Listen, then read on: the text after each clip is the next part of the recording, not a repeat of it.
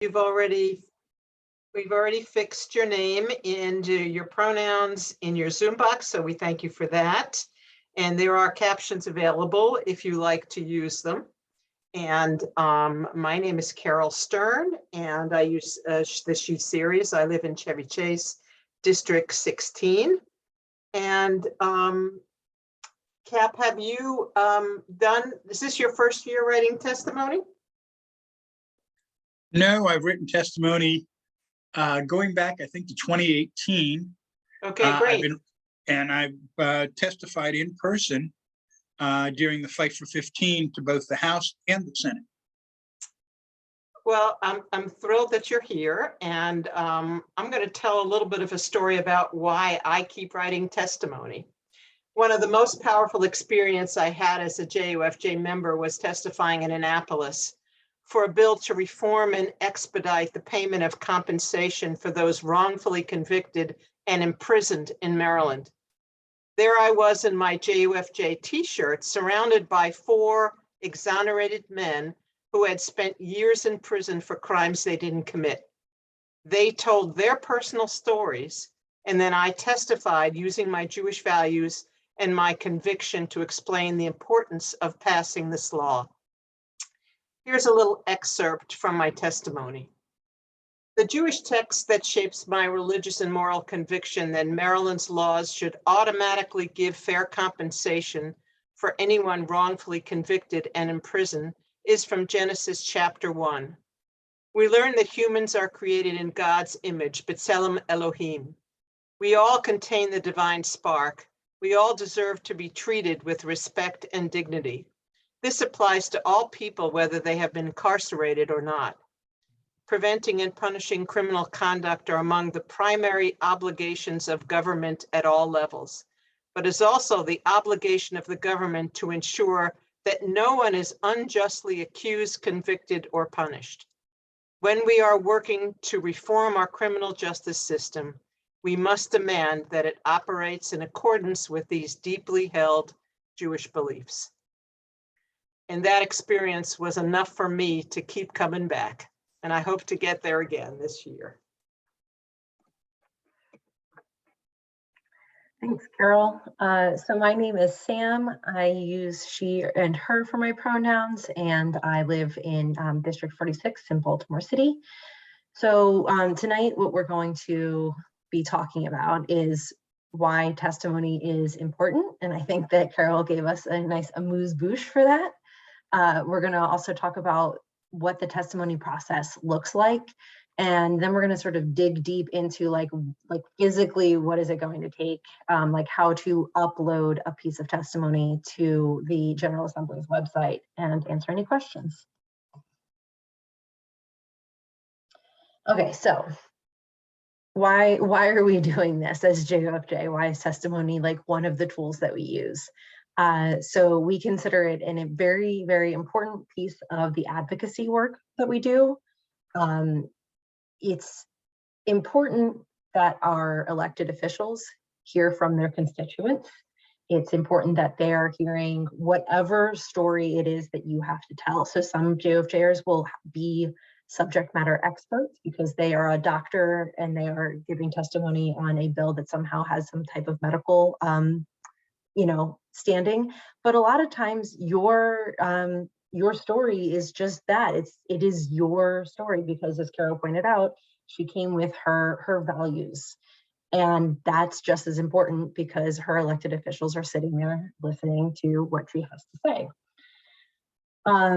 So if you are thinking about writing testimony and you're like, but I'm not a doctor, for this medical bill, like what's my story? Well, you're a person with a body in that case. So you're somebody who has experience. There's a lot of ways that what you have to say are very important. And if you're not quite sure, that's why there are staff and JUFJ leaders here to try and help you.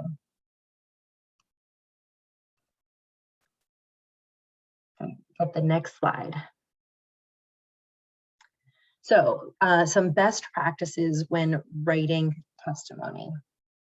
The most effective written testimony is going to be short and sweet. I always like to talk about a quote from a famous author whose name, of course, just escaped me, Mark Twain. Wow. From Mark Twain. And he says, he's writing a letter to a friend and he says, I really wanted to write you a short letter, but I didn't have enough time. So I wrote you a long letter. It can seem counterintuitive, but if you're able to put in the extra work, having one page is the perfect amount for your testimony. It can take more time because you have to really concisely sort of think out your thoughts. You might end up writing 2 pages and then need to edit down. You're going to be sort of just introducing who you are, that you support or oppose the bill, depending on which of those things is true. And then that's the part, and then comes the part where you tell your story. Why is this important to you? Going to do this in just a few, a few sort of arguments about why that is. And again, telling that personal story, bringing in emotion is a very compelling and persuasive way to tell the story. Unless you're actually a policy wonk on that issue, you don't need to have a lot of facts and figures. It's more about it coming from your heart. Next slide. Great. And just before I go to the next slide, I just wanted to add really quickly that this training today is going to focus on written testimony. So in the past, coalition partners have asked us to give oral testimony for some bills, but not all of them. And often the best strategy is to ensure that the people who are most impacted are the ones giving oral testimony. So this means in most cases, JUFJ is giving a limited amount of oral testimony. And at the same time, our coalition partners have asked us to submit as much written testimony as possible. So JUFJ submits one organizational piece of written testimony, and then all of the rest comes from you as individual constituents. And with that, I will go to the next slide and hand it back to you, Sam. Yeah, I think that's a really great point, Eliana. And I can't, somewhere recently, I was in a Zoom committee hearing and overheard, or maybe somewhere where I overheard, and it was sort of the glossing over the story was that basically like they're looking for like how thick is the testimony coming in. So when we talk about that writing written testimony, like submitting written testimony is an important piece of advocacy work, it gets things done, because if a legislator sees just how much people care about an issue, then it's that is a compelling reason to want to move forward on passing that issue out of their committee, making sure it passes on a floor vote. Okay, so you have decided to write testimony. How are you going to frame it? So here are some different ways that you can think about it. You can think about it from your Jewish values. So like what is it about your Jewishness that helps shape your thoughts on this? You might actually have some expert opinion on this because you have a professional connection, or you have like a specific lived experience with the issue that you're writing about. What other kinds of personal stories might you have? And you also want to make sure that in all of that, as you're, very, beautifully telling this emotional story that you might have, or why your values support this position on the bill, that you are also very clearly saying what your position is on the bill. So Carol will get to later, but we have templates for you. And there's a reason why on those templates, the first sentence and the last sentence of your testimony will say, my name is Sam Blau. I write in support of HB 122. And at the end, I will say, I urge a favorable vote on HB 122. And that's the reason is you want to also make sure in all of that other beautiful writing, you're just you want people to know where you stand on that issue. Next slide. So yeah, like I was saying, you want to move with emotion in these stories. It can sometimes feel like the political process is this very dry thing, but really emotion is more powerful, I think. I feel like it's more powerful a lot of times than a lot of the facts and figures can be. It's, as it says in the slide, it sticks with people. So people are going to remember that, especially like if when you're giving testimony that's in a committee hearing, it's, you know, 10 to 15 legislators that are sitting there listening to you. And when that leaves their committee and eventually goes to a vote, they remember those stories sometimes. And so there could be an argument happening about this, this bill, and someone who was there in that committee can stand up and say like, well, I was talking to Eliana, or I heard this young woman, Eliana, give testimony, and, you know, she had this story. And if, you know, one of our constituents is having this experience, like we need to change it. So that's always really cool when you get to like see that happen on the floor. So we're going to give an example of a JFJer who was talking about a bill that is related to immigration, and him talking about, I believe this is his grandmother's story. So Eliana, would you like me to just read a portion of this? Or are we good? Do we want to, should I read it out loud, or are we looking at it silently? Yeah, I think I put it in the chat so folks can feel free to take a look at it later, but just to highlight the way that, as you said, it's very clearly stating the position in support of a bill. And then the bulk of the testimony after, you can see, isn't saying that this writer is an expert in immigration policy. Instead, it's talking about a very personal story about his family history. So I'll leave it up on the screen for a second for folks to read. It'll also be available to you later if you want to take a closer look.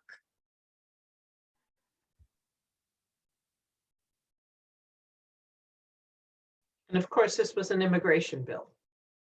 That was the point.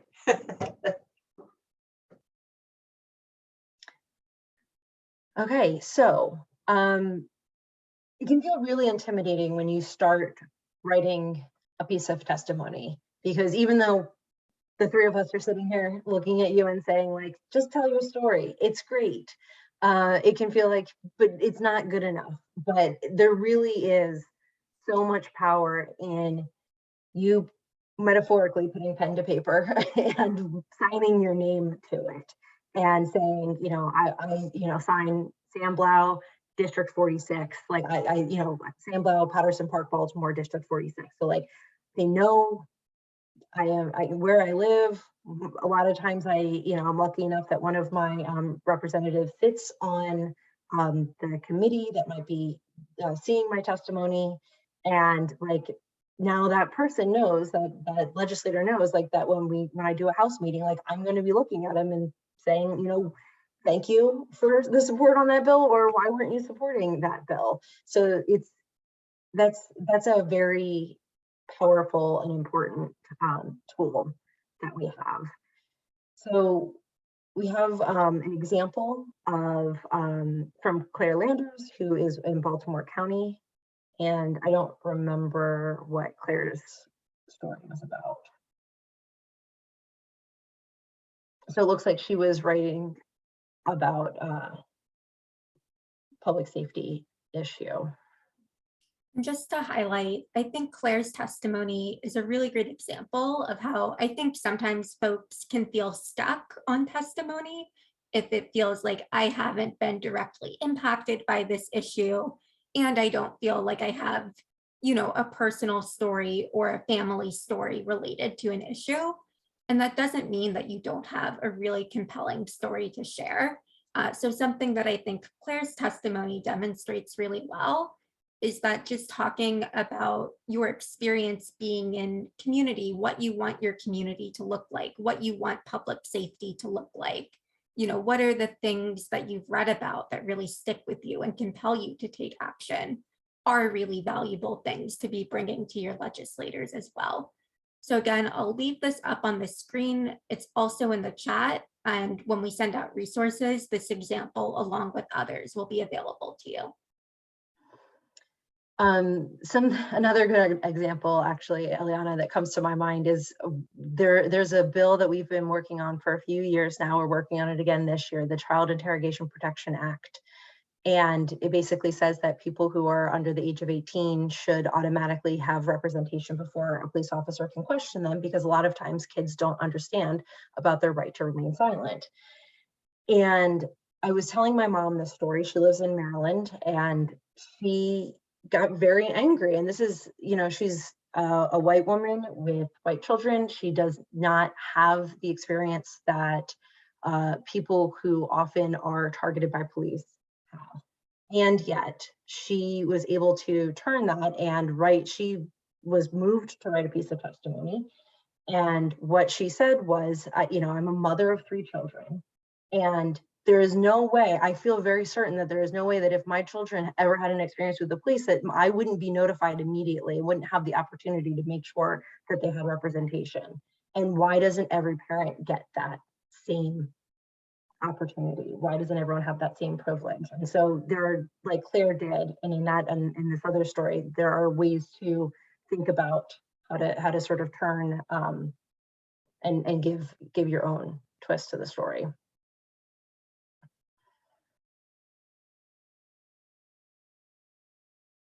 Okay, so what's the testimony process like? And before Sam jumps into that, just to say a note here on framing, we aren't going to be going into like super in depth on all the nitty gritty tech pieces of how to submit testimony. There are a lot of resources that we'll share at the end of the training, and we'll have time to demonstrate those as well. But for now, Sam is just going to give a really, really excellent overview of what all the different moving pieces are. Okay, so we have already started. Session is we are in session, and we've already had a few hearings happening. So things are moving quickly. If you are like, okay, I have picked out the thing that I want to write about, like get started right away. Just get yourself a draft, because you can always talk to a leader or one of the staff later about, you know, if you need to fine tune it, or just making sure if you don't feel certain about it, people are happy to help, but get yourself a draft. Even if you're like, well, that bill hasn't been filed yet, it doesn't have, there's no bill number, I shouldn't write. Just write about it, because you already know like why you care about the issue, so you can get that piece out of the way, and we can slap a bill number on it later.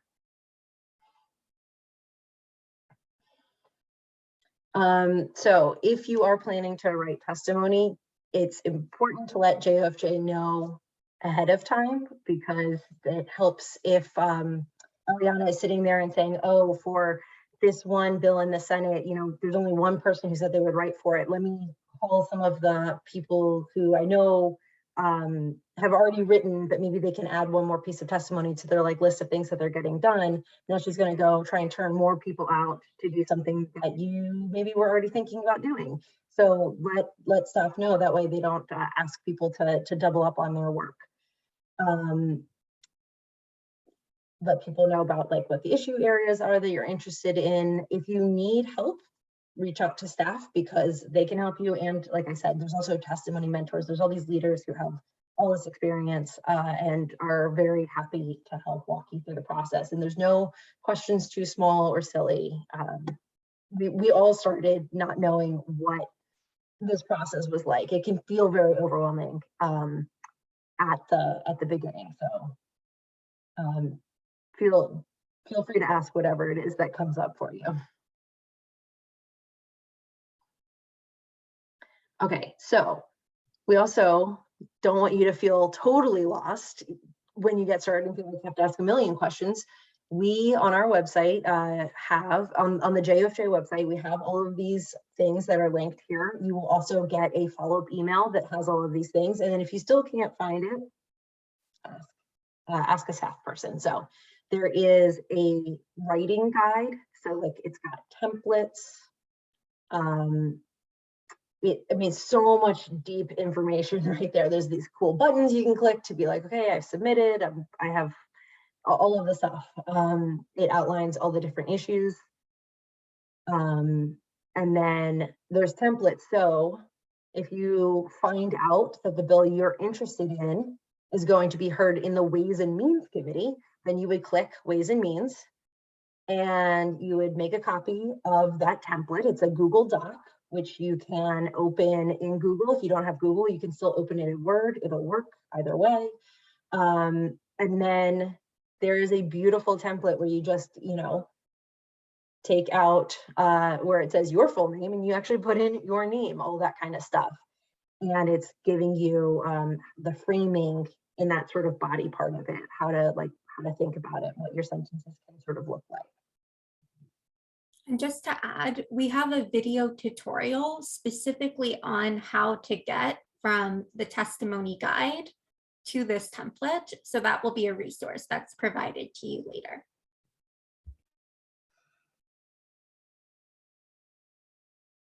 And then other resources, there's issue one pagers. So if you're like, I know I definitely support, making sure that children have access to counsel before they're interrogated, but I feel like I want to know a little more information about it just so I have my head on straight as I'm writing about it. The issue one pagers are great for that. There's examples of what testimony looks like. So if you just want to get a feel for what your voice should or could, it doesn't have to sound like one thing. There's other people's from different years. There are examples as well. And I'll also highlight the testimony talking points document, that first bullet point. Once you go to write your testimony, that document is going to be really, really helpful in giving you what are the key points about the bill to be hitting in your testimony. So that resource as well is really, really important.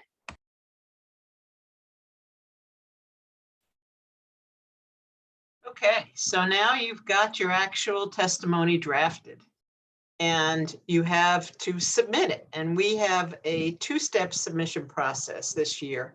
One is to JUFJ because we like to track. We want to know, yes, we had 200 pieces of testimony. And if everybody's just out there submitting it to the General Assembly, JUFJ has no way of knowing how many pieces were actually submitted. So first to JUFJ, and then to the General Assembly.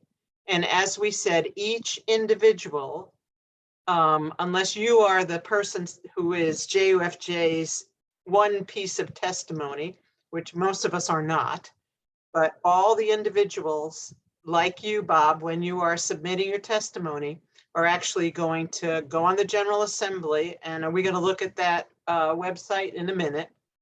And you are going to create a Google Doc of your testimony, which is going to go to JUFJ, and a PDF of your testimony, which is going to go to the General Assembly. If this technology, just creating a Google Doc and a PDF is too much, that's where staff and your mentor are going to help you, because this is something that we have all done and we are continuing to do every year when we submit our testimony. So when you need help, there is going to be a lot of help. I am one of the mentors. I think I have 3 or maybe 4 people I'm working with right now. And, they send me drafts. I talk to them. We go back and forth. And so it's a wonderful process. And it's very helpful, not just on the technology, but just to get you through your very first piece of testimony. Because once you've done one, then you really feel, okay, now I can do the next one because you've got the system down. Next slide, please.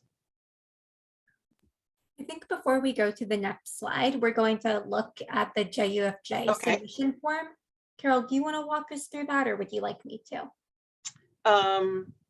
You can, sure, go ahead.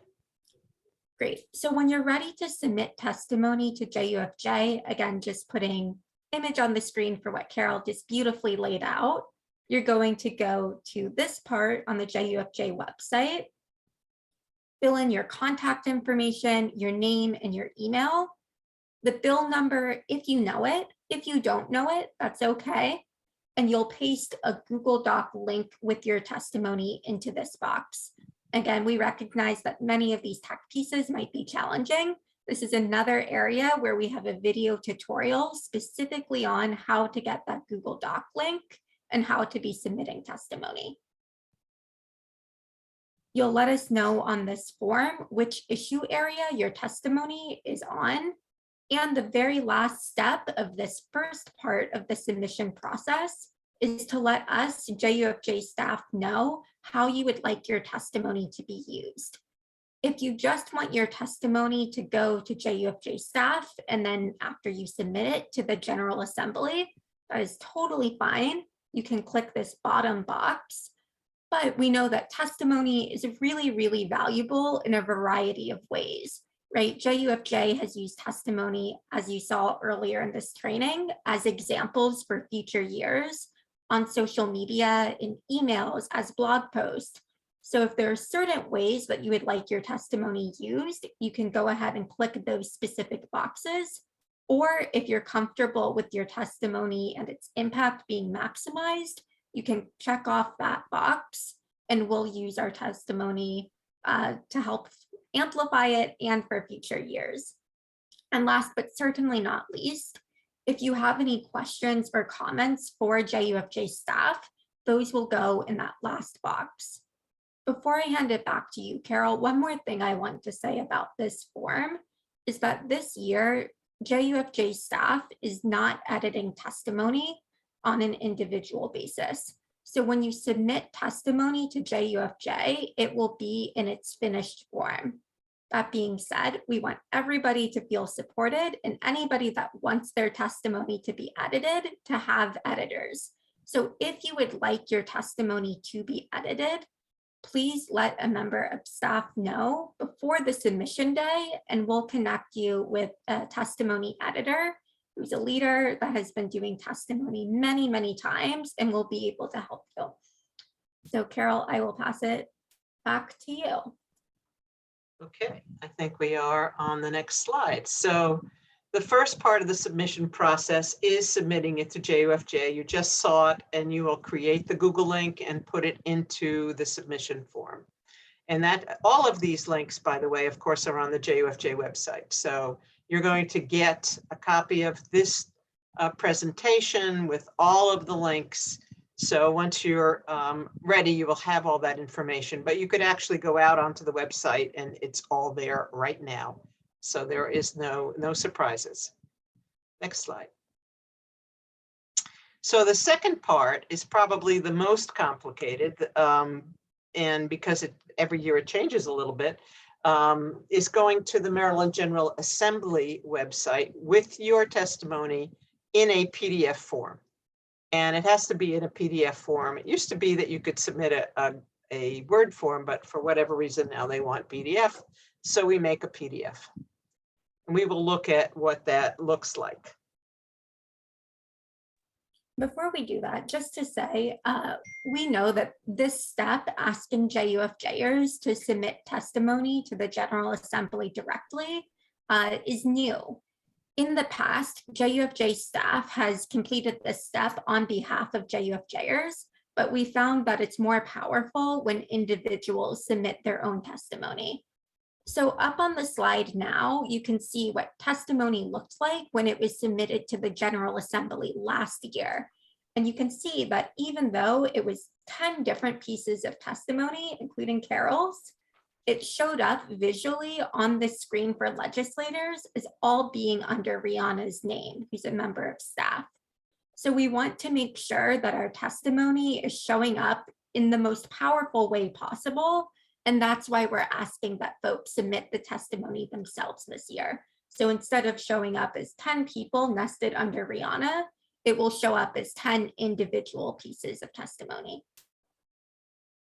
And the one other thing is we all used to say that we are part of JUFJ.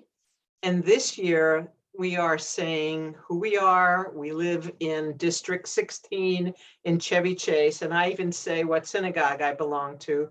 But I don't say that I'm JUFJ, because what we're trying to do is expand that stack. Right here, you see this whole stack for SB 211. They see that as one piece of testimony. And what we're going to say is, no, we have one, and we have this many that are not JUFJ. Because we know they actually sit there with the stacks on their desk, and they measure this many in favor, this many against. And they consider JUFJ staff as one. It's all a mental thing with them, but we have figured out their trick and we're trying to do it our way. Some of us, they already know who we are. They will see these names in the other stack and say, oh, that's JUFJ, but we're going to try. Okay, so deadlines. The House testimony must be submitted 48 hours before the hearing.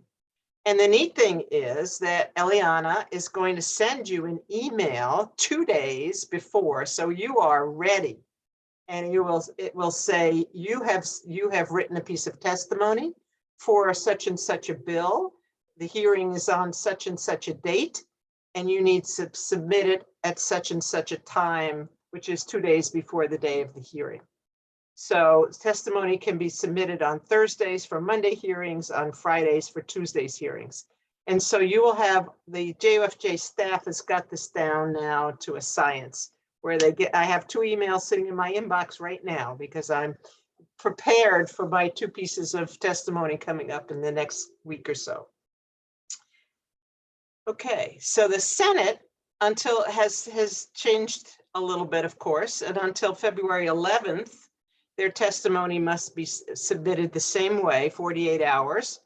But after the 14th of February, they're going to ask that we submit between 1 p.m.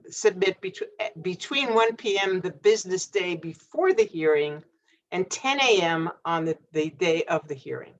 So for whatever reason, they've changed that. And I think that's the way it used to be before COVID, but now they're putting it back to the way it used to be. So you have to know, and again, the JUFJ staff is going to send you an email because they know that you have submitted a piece of Senate testimony, and they're going to tell you exactly when your testimony has to be submitted. So you'll be fine.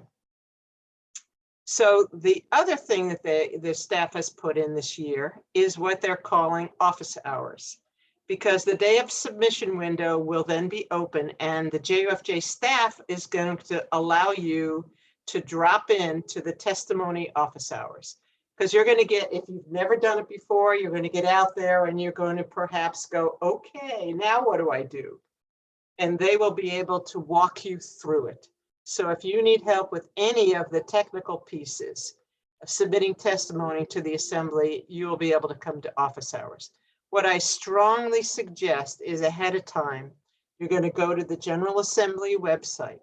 You are going to you're going to get your password. You're going to create an, Eliana, do we have that slide again? Because then we can show exactly what you click on to create up in the right-hand corner, my MGD. Yeah, give me 1 second and I will pull that up. Okay, or you can just back up the slide, I think.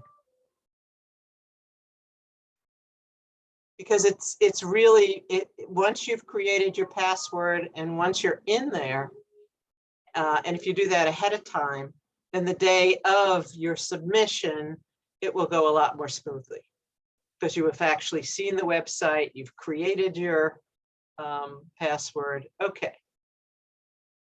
So if you look right here in the upper right-hand corner where it says My MGA, you will click on that. And Eliana, are you live? Oh, you're live. Look at that.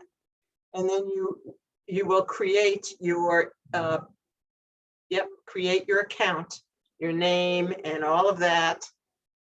Create your password. Put in your address and all that, all the way down. And then once you do that, and Carol, just to jump in really quickly. go ahead. So just like Carol said earlier, I just want to highlight this.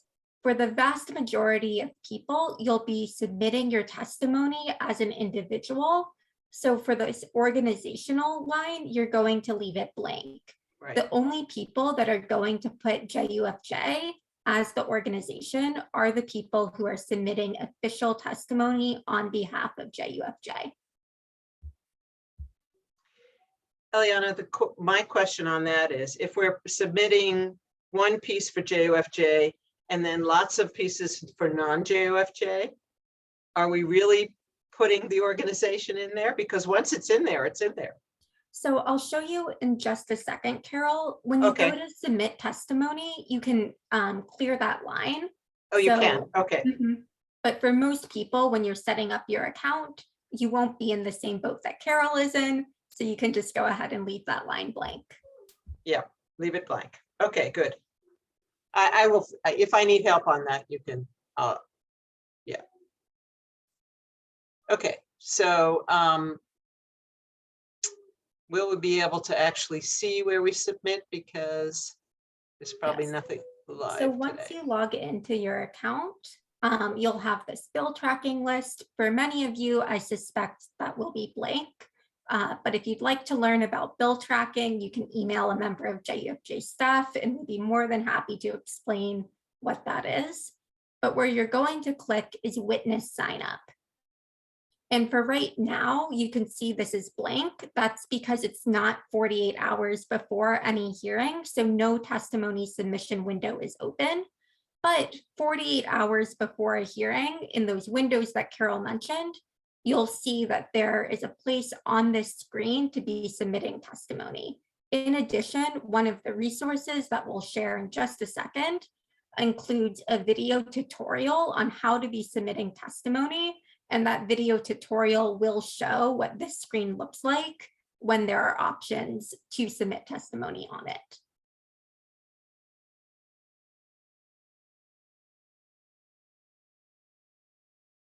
Okay. Bob, if you have any questions, feel free to unmute whenever. Appreciate that. Actually, no questions yet. I'm actually able to clearly follow everything. I appreciate that, particularly the updates. I appreciate all that. What's being done for the first time this year. So thank you. Great. Okay, so Eliana has put up the slide, and Eliana, I think this might be, is this your slide? My slide. Sure, I can jump Go in. ahead. So as I've said, Sam has said, Carol has said, we know that there are a lot of steps to this process that might be unfamiliar. So we've attempted to capture as many of those moving pieces as possible into video tutorials. So on the JUFJ YouTube page, you'll find a playlist now called Testimony How-Tos, and all of these videos are encompassed in it.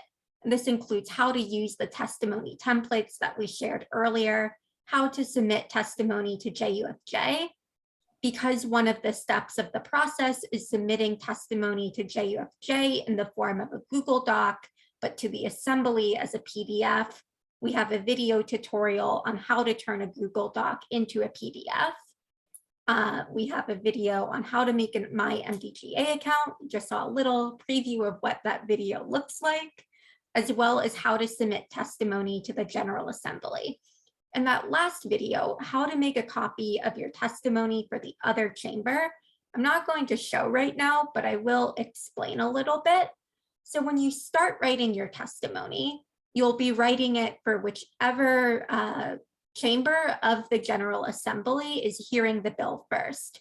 So if we're thinking about the Time to Care Act, we know when the date of the House hearing is. So people that are writing their testimony right now are writing it for the House.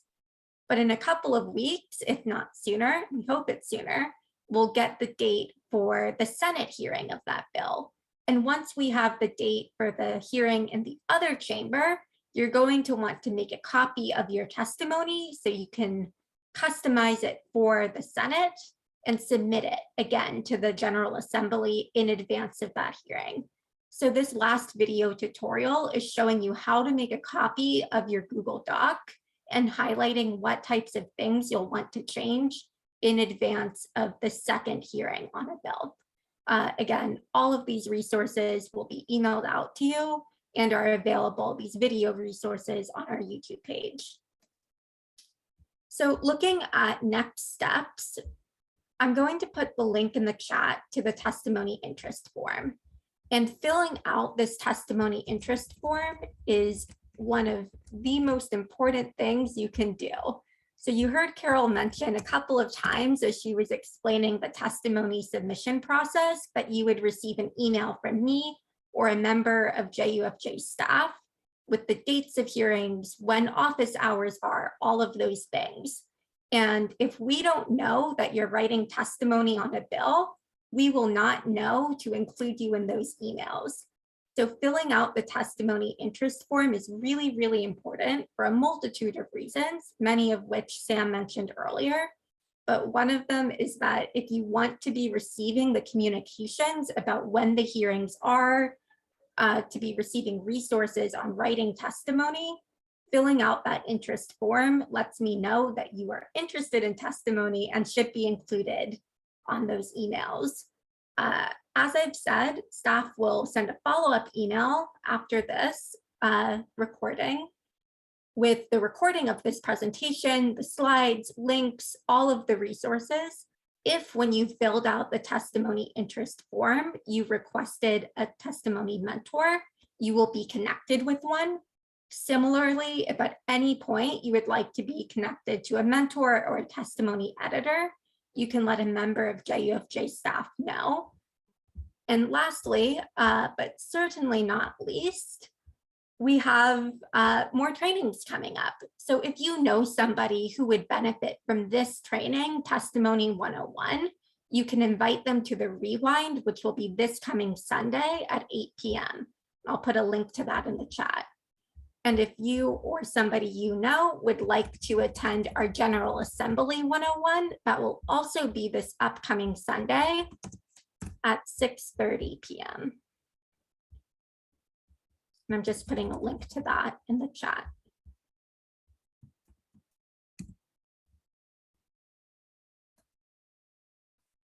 So what else is on the horizon in JUFJ? So something we used to talk about before COVID when we were in person was being t-shirts in the room. JUFJers oftentimes would all wear our same blue JUFJ t-shirts, would go to hearings and be literally very visible blue t-shirts in the room. And while that isn't exactly possible during COVID, we are going to be attending hearings virtually. And we encourage folks to attend hearings even when they aren't testifying, because attending hearings is a really great way to be supporting our issues, getting comfortable with the process if you at some point are interested in oral testimony. Attending hearings is also a really powerful way to be showing legislators that we as constituents care and are watching. And we're starting to get a sense of what hearings will look like this year. For the House, they will be entirely virtual. For the Senate, it'll change a little bit after February 14th. But as information evolves, we will keep everyone posted on what hearings in Annapolis will look like. And throughout session, for many of the bills that JUFJ works on, we'll be holding virtual watch parties. So you can join us and be in community as we watch these hearings together. Other JUFJ things that are possible virtually or in person are purchasing a JUFJ t-shirt, and you buy that online and you'll get a home delivery from a member of JUFJ staff. It's no contact. I'll put a link to that in the chat. And at virtual hearings and beyond, we encourage folks to download a JUFJ background. When we attend our virtual watch parties or hearings online, we oftentimes take a screenshot or a photo of ourselves on Zoom and put it on social media and tag legislators so they know that we're watching. So having those Zoom backgrounds is a fun way to unify us and replicate the t-shirt of the seats feeling, even if it's not exactly with the t-shirts.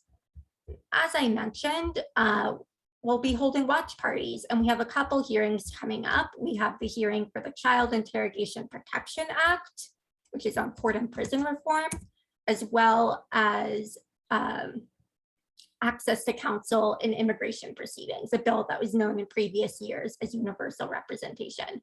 So if you're available and you're interested, we certainly hope you'll join us for that. As always, we have a ton of resources to share with you. Again, these are things that you'll get a copy of once we send out the slides from this presentation.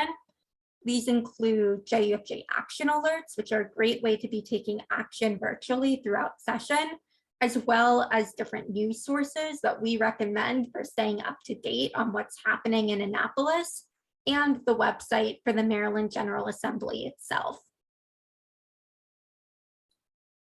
We also encourage folks to support the work, to support JUFJ, and of course, to support our partners like CASA, Out for Justice, as well as local bail funds. So I think I am going to pause the recording now and stop the screen share. And Bob, if you have any questions, I know we've thrown a lot of content at you very quickly. We have some time to talk through them or to share any of the sort of tech pieces that we breezed through.